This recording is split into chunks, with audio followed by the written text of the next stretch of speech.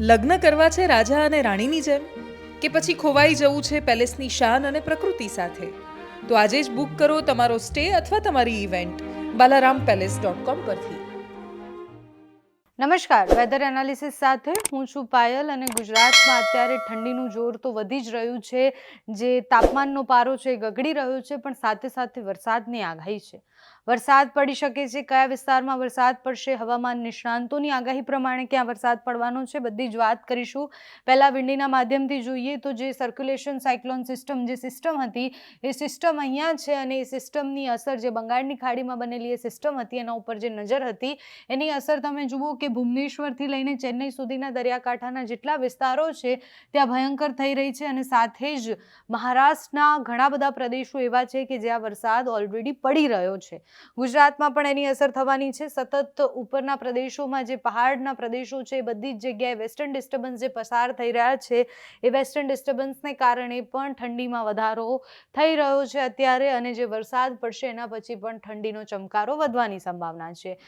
મધ્યપ્રદેશની બોર્ડરના વિસ્તારો એટલે કે મધ્ય ગુજરાતના જે દાહોદ અને એની આસપાસના વિસ્તારો છે ત્યાં વરસાદની સંભાવનાઓ ખૂબ અત્યારે વધારે છે. સાથે જ બનાસકાંઠા અને એની આસપાસના વિસ્તારો જે છે એટલે રાજસ્થાનની બોર્ડરના વિસ્તારો છે ત્યાં પણ ખૂબ વધારે વરસાદ પડવાની સંભાવના છે. આજની તારીખ 24 અને પછી 26, 27, 28, 29 એટલે આજે છેલ્લું અઠવાડિયું જે છે વર્ષનું એ છેલ્લા અઠવાડિયે ગુજરાતના અનેક ભાગોમાં વરસાદની સંભાવના છે. સિસ્ટમ મજબૂત છે, સિસ્ટમ ધીરે ધીરે આગળ વધી રહી છે. આ બધા જ દરિયાકાંઠાના વિસ્તારોમાં એ જેટલી અસર દેખાય છે એના ભેજના પવનો અને જે બીજી પવનની ગતિ છે એના ઉપર બહુ જ અસર થવાની છે. વાતાવરણમાં પલટો એટલે આવવાનો છે. ઉપરના પ્રદેશોમાં જે વેસ્ટર્ન ડિસ્ટર્બન્સ સતત પસાર થતા હોય છે એને કારણે હિમવર્ષા થતી હોય છે. લેહ, લદ્દાખ અને કાશ્મીરના જે પ્રદેશો છે ત્યાં હિમવર્ષા થવાની શરૂઆત થાય અને પછી એના કારણે ઠંડીમાં વધારો થતો હોય છે. અને એના કારણે જે ભેજવાળા વાદળો હોય છે એ પણ પવનની ગતિ પ્રમાણે આગળ વધે છે ને એના કારણે વરસાદની સંભાવનાઓ રહેતી હોય છે. 26 તારીખની આસપાસ પણ ગુજરાતના દક્ષિણના ભાગોમાં અને ઉત્તર ગુજરાતમાં વરસાદની સંભાવના છે. એટલે માવઠું ત્યાં પડવાનું છે.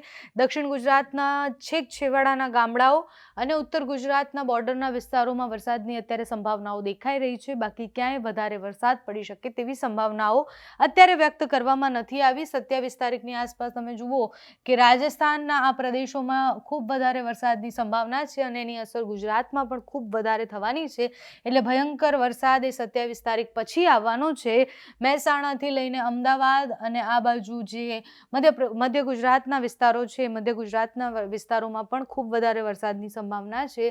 એટલે માવઠું આવશે 27 તારીખ પછી એની અસર વધારે જોવા મળશે અને મધ્ય ગુજરાત અને ઉત્તર ગુજરાતમાં સૌથી વધારે અસર જોવા મળશે. પછી એ ધીરે ધીરે ટ્રાવેલ કરી અને મધ્યપ્રદેશ તરફ જશે. દક્ષિણ ગુજરાતમાં પણ એની અસર થશે કારણ કે મહારાષ્ટ્રની આસપાસ પણ વરસાદ પડી રહ્યો છે.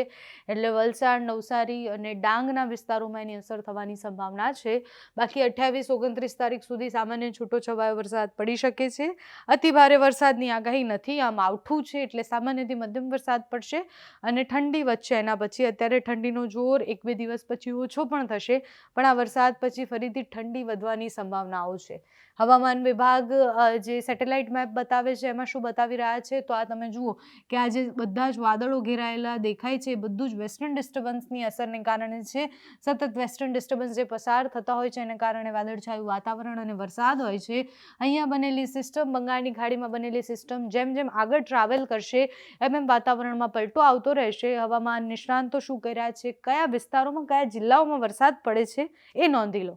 ખાસ કરીને આજના વિડીયોમાં આપણે પવન, ઠંડી અને માવઠાના વરસાદ વિશેની વાત કરવાની છે.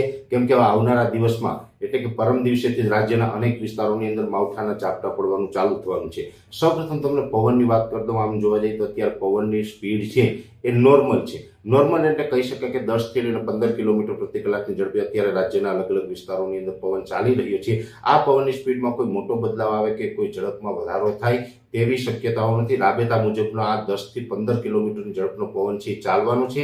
આ એક ચોક્કસથી છે કે જે વિસ્તારોમાં માવઠું થશે ત્યારે જ્યાં છાટાછૂટી ચાલુ હોય, ઝાપટાઓ પડવાનું ચાલુ હોય ત્યારે કદાચ એ લોકલ એટલા વિસ્તાર પૂરતું પવનની સ્પીડ વધી શકે છે. બાકી તમામ વિસ્તારોની અંદર અત્યારે નોર્મલ પવનની સ્પીડ રહેશે અને પવન મુખ્યત્વે છે ઉત્તર અને ઉત્તર પૂર્વના રહેશે. કોઈ વિસ્તારો એવા હશે કે જ્યાં ઉત્તર પશ્ચિમના પવનો જોવા મળી શકે.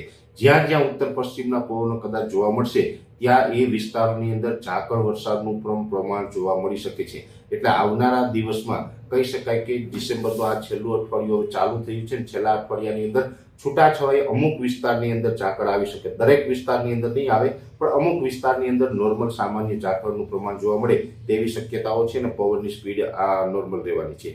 તમારે ત્યાં કેવું વાતાવરણ છે અમને કમેન્ટ્સમાં જણાવજો. અત્યારે આ વિડીયોમાં બસ આટલું જ. જો તમે અમને યુટ્યુબ પર જોઈ રહ્યા હોય તો સબસ્ક્રાઇબ કરજો, ફેસબુક પર જોઈ રહ્યા હોય તો ફોલો કરજો, અમારા વિડીયોને લાઇક અને શેર કરજો.